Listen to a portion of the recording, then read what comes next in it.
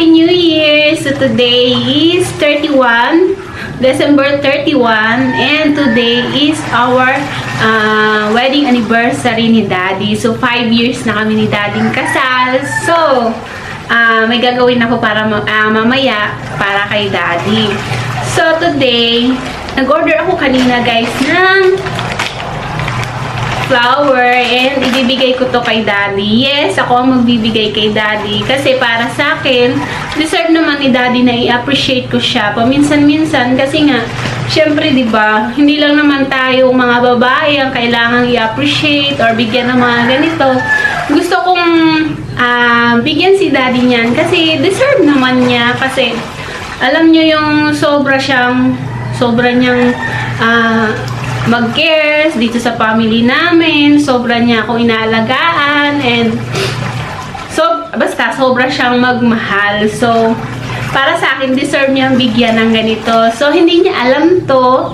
Kasi sabi ko sa kanya kahapon, bibili ako ng flower. Kaso nga, hindi pa ako nagre-reply yung binibilhan ko. Sabi ko, wag na lang.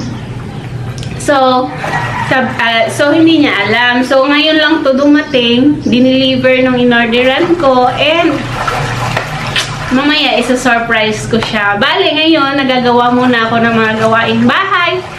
Para mamayang New Year is, wala na masyadong gagawin. So, after this, magluluto muna ako ng pang-medianoche namin ni Daddy. Kasi dalawa lang naman kami ni Daddy dito. So, yun guys.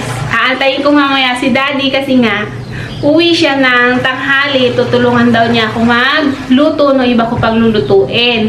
So, kaninang umaga, ang ginawa ko, naglagay ako ng mga banner, ng mga lobo na pinano ko. So, yan, medyo may sakit ako.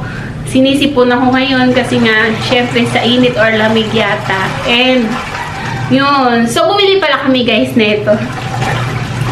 Tag-isa kami ni Daddy kasi hindi na kami magpapaputok kawangan ng ang dami ng mga nagpapaputok dyan. So, hindi na kami magpapaputok. Makikinood na lang kami. So, bumili na lang kami ng turotot. And, yun, ipapakita ko sa inyo yung dinisign ko na simple lang naman and kunti lang naman ang lulutuin ko guys.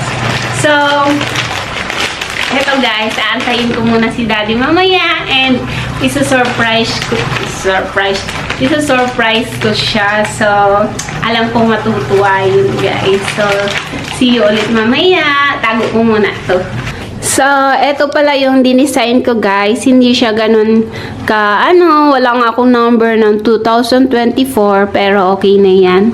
And si Daddy ang nagpalobo niyan lahat kagabi. So, nakapag-prepare na rin ako ng 12 fruits. So, maliliit lang yung binili namin. Hindi yung mga malalaki kasi wala akong mapaglagyan guys. And gumawa na rin ako ng prosperity ball. Hindi pa siya tapos kasi may pinapabili pa ako kay Daddy. So, yun guys, aantayin ko na lang si Daddy mamaya.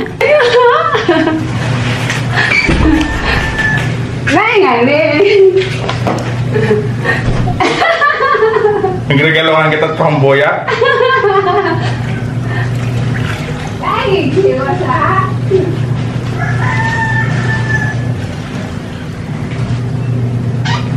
Happy anniversary!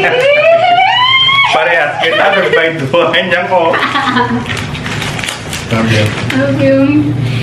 Happy anniversary mo ha. Happy. Parehas.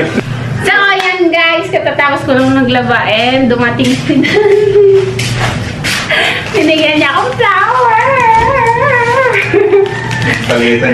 Palitan lang kami ng flower. Binigay ko kay Daddy. So, yun guys. Pagod na ako sa paglaba and pagluto. So, meron pa akong lulutuin. Hindi pa tapos yung niluluto ko. So, yun na.